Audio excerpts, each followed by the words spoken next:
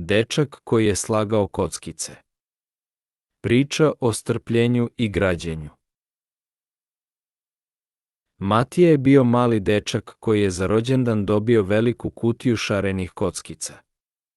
Bile su u svim bojama i oblicima, a Matija je odmah znao šta želi da napravi, ceo grad. Matija je s entuzijazmom počeo da gradi. Stavio je jednu kockicu na drugu, pravu na kvadratnu, plavu na crvenu. Bio je toliko uzbuđen da je hteo da gradi što je brže moguće. Ali kada je Matija stavio previše kockica jednu na drugu, cele građevine su se srušile. Kockice su letele na sve strane, a Matija je bio tužan. Nikada neću napraviti grad, rekao je. Matijin deda je video kako je tužan. Matija, rekao je, uz mnogo strpljenja, mali grad od kockica postaje stvarnost. Moraš polako i pažljivo, kockicu po kockicu. Matija je poslušao dedu i počeo da gradi polako. Stavio je temelje, pa zidove, pa krov. Svaku kockicu je pažljivo postavljao, proveravajući da li čvrsto stoji.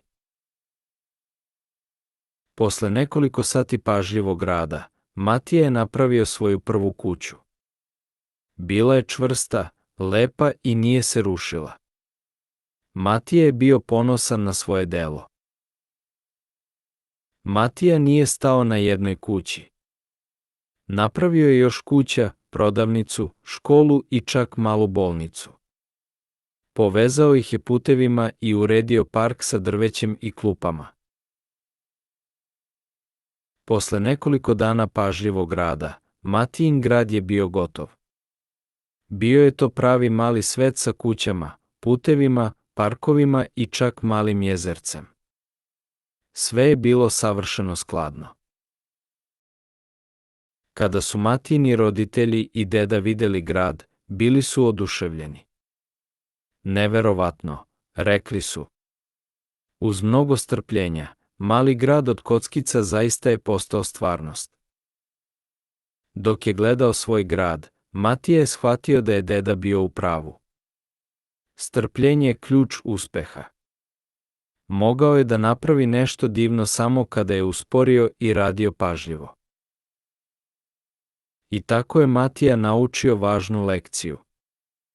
Shvatio je da uz mnogo strpljenja, mali grad od kockica zaista može da postane stvarnost. Njegov grad je ostao u njegovoj sobi kao podsjetnik da najlepša dela nastaju kada usporimo i uložimo vreme i pažnju.